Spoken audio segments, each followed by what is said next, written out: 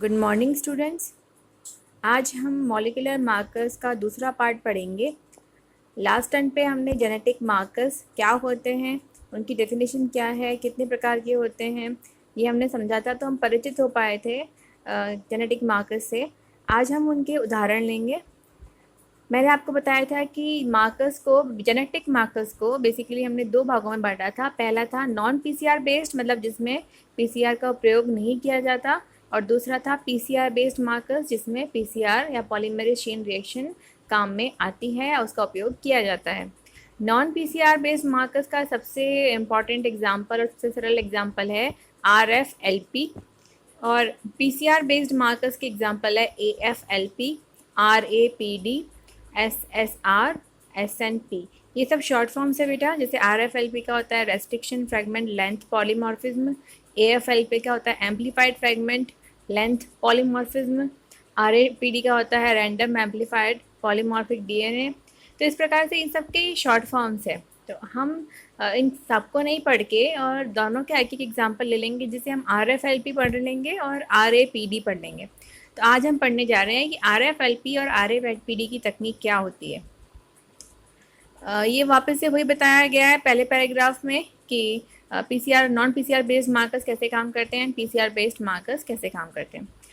सबसे पहले हम ले रहे हैं RFLP, restriction fragment length polymorphism. RFLP सबसे पुराना मार्कर से सबसे पहले जिस मार्कर्स को काम में लिया जाता था, it is the very first technology employed for the detection of polymorphism based on the DNA sequence difference. तो ये पहला मार्कर है जो कि खोजा गया था। RFLP is mainly based on altered restriction enzyme sites as a result of mutations and recombination of genomic DNA। देखिए, पहले हम इसको समझ लेते हैं, उसके बाद हम ये सारे पॉइंट डिस्कस करेंगे ताकि आप और अच्छे से समझ पाएंगे। यहाँ पे आप देख पा रहे हैं जीनोटाइप A ब्लैक कलर में बताया गया है, जीनोटाइप B आपको रेड कलर में बताया गया है। ओके, यहाँ पे जो आपको ये स्टैंडिंग लाइंस दिख रही है जो ब्लू कलर की, वो बताती है रेस्ट्रिक्शन साइट। फॉर एग्जांपल अगर हम इको R1 की बात करें तो GA, तो यहाँ पे आपको रेस्ट्रिक्शन साइट वो पर्टिकुलर यहाँ इस पोजीशन के ऊपर है। आप देख रहे हैं कि जहाँ पे स्टार बना हुआ है, इसका मतलब यहाँ पे पहले जीनोटाइप बी, जो जीनोटाइप ए में जहाँ पे रेस्ट्रिक्शन साइट थी, वहाँ पे कुछ स्टार की जगह म्यूटेशन हो गया, जिसकी वजह से वो रेस्ट्रिक्शन साइट का कुछ बेस पेयरिंग चेंज हो गई। फॉर एग्जांपल अगर GATTC उसकी रेस्ट्रिक्शन साइट है और GAA की जगह GT आ गया, GTATTC हो गया, तो वो रेस्ट्रिक्शन साइट नहीं रहेगी उस रेस्ट्रिक्शन एंजाइम की। तो एक सिंगल बेस पेयर का चेंज होने पर भी रेस्ट्रिक्शन साइट जो होती है वो बदल जाती है। तो इस प्रकार से यदि कोई म्यूटेशन हो गया या जेनेटिक रिकम्बिनेशन, हमने ट्रांसफॉर्मेशन सब कुछ पढ़ा है पहले, म्यूटेशन भी हम पढ़ने वाले हैं।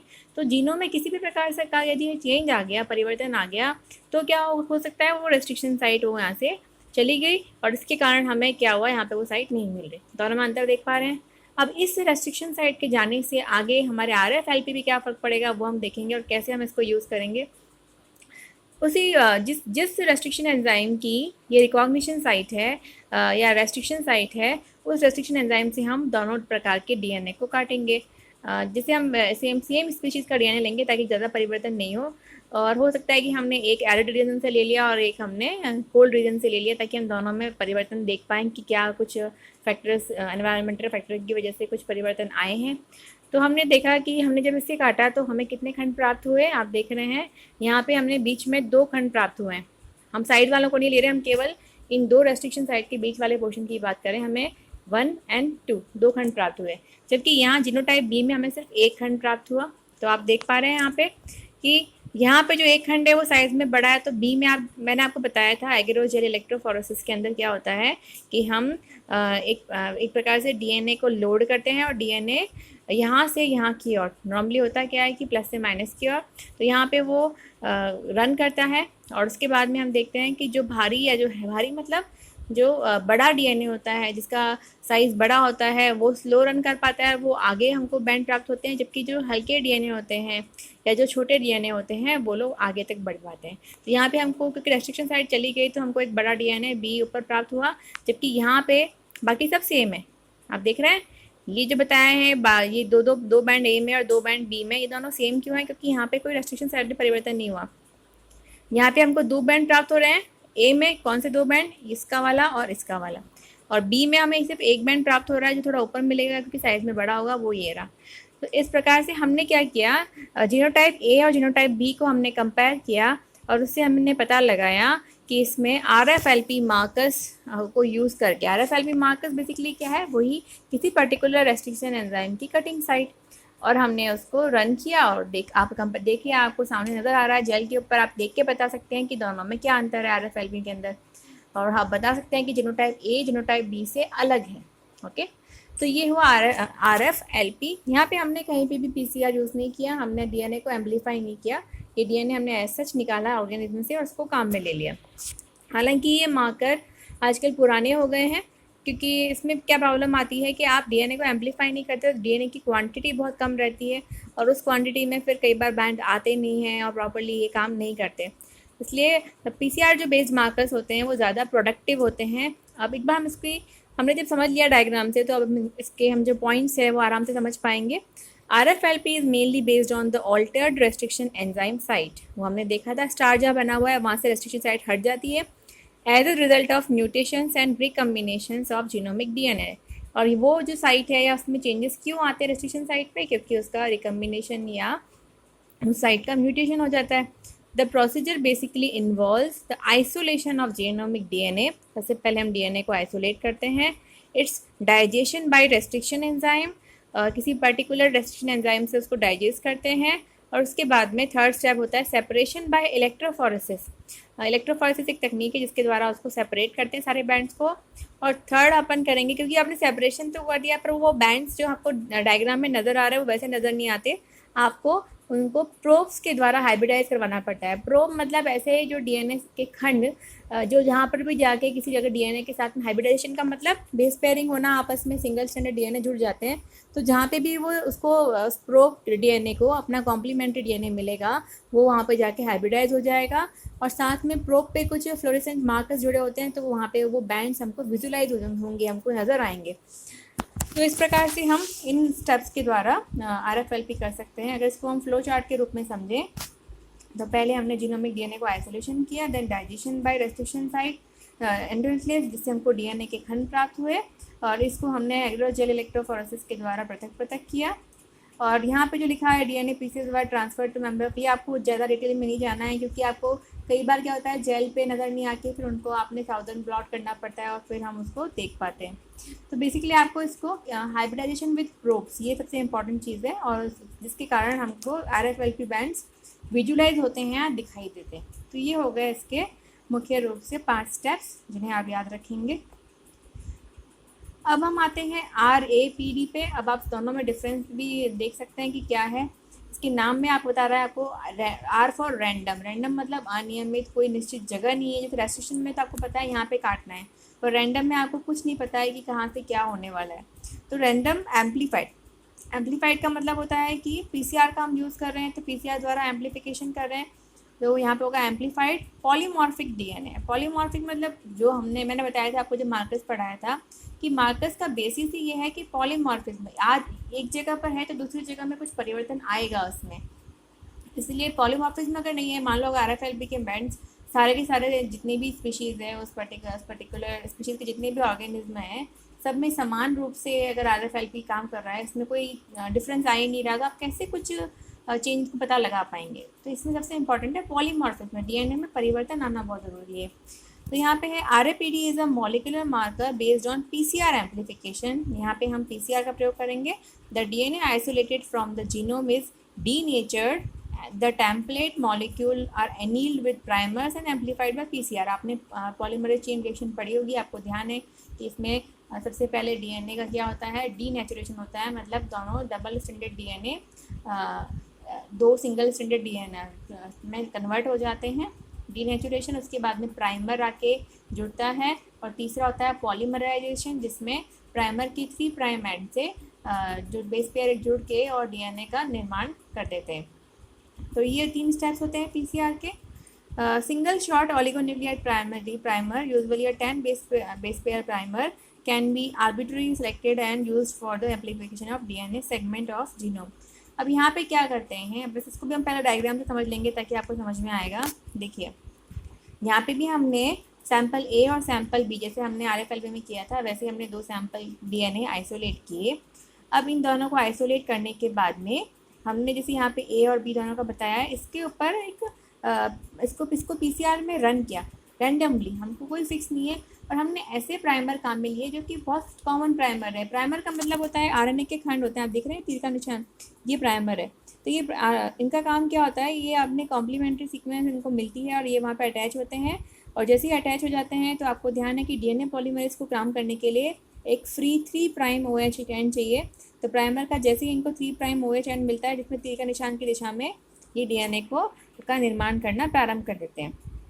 तो ये हो गया आर्बिट्री प्राइमर्स, मतलब ऐसे प्राइमर जिनकी कॉम्प्लीमेंट्री सीक्वेंस बहुत सारे जीनोम में अवेलेबल है। क्योंकि आपने ऐसे प्राइमर काम में ले लिए जो कि कहीं अटैच ही नहीं होते या बहुत रेयरली उनको कॉम्प्लीमेंट्री सीक्वेंस मिलती है, तो वो प्राइमर भी कुछ काम नहीं आएंगे। तो यहाँ पे हमने ऐसे प्राइमर लिए जो बहुत कॉमन है और जो कि आसानी से PCR का एम्प्लीफिकेशन कर लेते हैं। अब आप देखिए, अगर हम जीनोम ए या सैंपल ए की बात करें तो यहाँ पे आपको ये जो डार्क कलर के जो पैच दिखाई दे रहे हैं, DNA के खंड दिखाई दे रहे हैं, ये वो DNA का पोर्शन है जो कि एम्पलीफाई होगा प्राइमर के द्वारा। देखिए, प्राइमर हमेशा एक पेयर में होता है, एक होता है रिवर्स और एक होता है फॉरवर्ड। आप देख लो DNA के 2 खंड है, तो ये वाला हो जाएगा फॉरवर्ड प्राइमर, ये होगा रिवर्स प्राइमर। तो ये अगर रिवर्स और फॉरवर्ड दोनों प्राइमर अटैच हुए हैं तो फिर इनके बीच के DNA के खंड का निर्माण होगा। मान लो ओनली एक ही प्राइमर अटैच हुआ है कि केवल यहाँ पे रिवर्स वाला ही हुआ है, तो ये कोई DNA का केवल एक स्ट्रैंड का निर्माण होगा और कोई एम्प्लीफिकेशन नहीं होगा। तो समझ रहे हैं आप, दोनों दिशाओं में प्राइमर अटैच होना ज़रूरी है, तभी वो पर्टिकुलर खंड। तो हमने ऐसे रैंडमली देखा कि पूरे जीनोम में 3 स्थान पे प्राइमर अटैच हुआ, तो हमको 3 खंड का क्या होगा, एम्प्लीफिकेशन प्राप्त होगा। समझ रहे हैं आप, ये जो डार्क कलर के 3 खंड दिख रहे हैं, इन तीनों का हमको एम्प्लीफिकेशन प्राप्त होगा। तो सैंपल ए में हमको 3 प्रकार के जो 3 DNA के खंड हमको प्राप्त होंगे एम्प्लीफिकेशन द्वारा। अब आप कहेंगे कि इसमें तो बहुत सारा DNA हमको 3 ही क्यों मिल रहे हैं। तो यहाँ पे ये है कि बेटा जो एम्पलीफाई होते हैं वही हमको आगे नज़र आएंगे या उनको हम कलेक्ट कर पाएंगे। जो सिंगल कॉपी में यहाँ पे जो DNA मिला है ये हम डिटेक्ट नहीं कर पाएंगे। अब देन उसके बाद में इसके अलावा भी बहुत सारे, लेकिन हमको पॉलीमॉर्फिज्म बतानी, तो हमने ये 3 डार्क कलर के बैंड बताए। अब ये देखिए 1, 2 एंड 3 जो डार्क कलर के पैच दिख रहे हैं, ये हमने सेम वैसे इलेक्ट्रोफोरेसिस किया और हमको बैंड विजुलाइज किए, तो ये प्राप्त हो गए। सैंपल बी में क्या हुआ कि इस पर्टिकुलर सीक्वेंस में जहाँ पे प्राइमर अटैच होना था वहाँ पे कुछ म्यूटेशन हो गया, कुछ परिवर्तन आ गया। क्योंकि जब प्राइमर कहाँ अटैच होगा, यहाँ पे कैसे अटैच होगा, अगर इसको उसकी कॉम्प्लीमेंट्री सीक्वेंस मिलेगी। अगर इस कॉम्प्लीमेंट्री सीक्वेंस में कुछ परिवर्तन आ गया तो प्राइमर अटैच नहीं होगा। प्राइमर अटैच नहीं होगा, अब आप कहेंगे कि सामने वाला प्राइमर तो ये तो अटैच हो सकता था, ये अटैच भी होगा तो इसका एम्प्लीफिकेशन प्रोडक्ट जो है वो एम्पलीफाई नहीं हो पाया कि रिवर्स और फॉरवर्ड दोनों प्राइमर चाहिए, तभी आपको अच्छा एम्प्लीफिकेशन जो प्रोडक्टिव एम्प्लीफिकेशन प्रोडक्ट मिलेगा। तो जैसे ही यहाँ पे म्यूटेशन हुआ, ये प्राइमर अटैच नहीं हो पा रहा तो DNA का एम्प्लीफिकेशन नहीं होगा और फाइनल रिजल्ट में एक बैंड गायब हो जाएगा DNA का। इसमें सिर्फ आपको 2 बैंड मिलेंगे। तो आप देखिए यहाँ पे सिर्फ 2 बैंड मिल रहे हैं। अब यहाँ पे साइज़ का इशू नहीं है, आप अंतर कर सकते हैं RFLP के अंदर, क्योंकि वहाँ पे DNA का खंड टूट रहा था, इसलिए वो एक जो खंड बना था वो बड़ा था साइज में, तो वो ऊपर था। लेकिन यहाँ पे तो 2 खंड तो समान ही, जैसे इसमें है सेम टू सेम वो खंड यहाँ मिल रहे हैं, इसमें तो कोई चेंज आएगा नहीं। तो जहाँ पे ये 2 खंड है वहाँ पे 2 खंड है, एक खंड जो गायब हो गया है उसको हम यहाँ मिसिंग बता देंगे और इस प्रकार से हमने क्या हमको पॉलीमॉर्फिज्म नजर आएगी। तो आप समझ पा रहे हैं, मार्कर वही अच्छा माना जाता है जिसमें पॉलीमॉर्फिज्म पाई जाती है। तो ये RFAD का हमने समझा इसको। तो मुझे आशा है कि ये बहुत सरलता से मैंने आपको समझाया, ज़रा डिटेल में नहीं गई हूँ, तो आप समझ सकते हैं कि किस प्रकार से प्राइमर अटैच होता है, कैसे DNA का निर्माण होता है। अब इसकी भी हम एक बार पढ़ लेते हैं कि कौन कौन से पॉइंट्स हैं। तो यहाँ पे क्या है, single short oligonucleotide primer can be arbitrarily selected and used for amplification DNA segments of the genome. The amplified products are separated on electrophoresis and identified. ये भी सेम वही चीज़ है कि पहले DNA को एम्पलीफाई किया प्राइमर्स के द्वारा और फिर जो एम्पलीफाइड प्रोडक्ट है उसको हमने इलेक्ट्रोफोरेसिस पे रन किया और उसको डिटेक्ट किया कि हमको कौन कौन से खंड प्राप्त हुए हैं। Based on nucleotide alterations in the genome, the polymorphism of amplified DNA sequence differ, which can be identified as bands on gel electrophoresis. Mutation के कारण यदि कोई DNA उसके जीनोम में कुछ चेंज आ गया, उसकी वजह से प्राइमर के अटैचमेंट नहीं हो पा रहा है, तो उसके कारण हमको क्या करता है, RFAD में हमको अलग अलग प्रकार की पॉलीमॉर्फिज्म RFAD में हमको पॉलीमॉर्फिज्म नज़र आती है, जिसको हम इलेक्ट्रोफोरेसिस द्वारा प्राप्त बैंड्स को कंपेयर करके हम डिटेक्ट कर सकते हैं। प्रोसेस को फ्लो चार्ट के रूप में हम समझें, सबसे पहले हम डीएनए को आइसोलेट करेंगे, फिर क्योंकि पीसीआर पे रन करना है तो पहले उसका डीनेचुरेशन होगा, देन दूसरा होगा एनिलिंग। एनिलिंग मतलब प्राइमर्स का जुड़ना, आप पीसीआर पढ़ सकते हैं तो आप समझ पाएंगे इसको और डिटेल में। और तीसरा होगा कि कॉम्प्लीमेंट्री स्ट्रैंड सिंथेसिस, जिसको हम पॉलीमराइजेशन भी बोलते हैं, यहाँ पे डीएनए बनता है। Then amplified products of by gel electrophoresis and identified. तो ये जो जेल इलेक्ट्रोफोरेसिस है इनको हम जो एम्पलीफाइड प्रोडक्ट है उसको हम जेल इलेक्ट्रोफोरेसिस के द्वारा आइडेंटिफाई कर सकते हैं। तो इस प्रकार से आज हमने जेनेटिक मार्कर्स कंप्लीट किया। दूसरे पोर्शन में हमने 2 एग्जाम्पल्स पढ़े, RFLP और RAPD। इसके बाद हम म्यूटेशंस कंटिन्यू करेंगे। Thank you.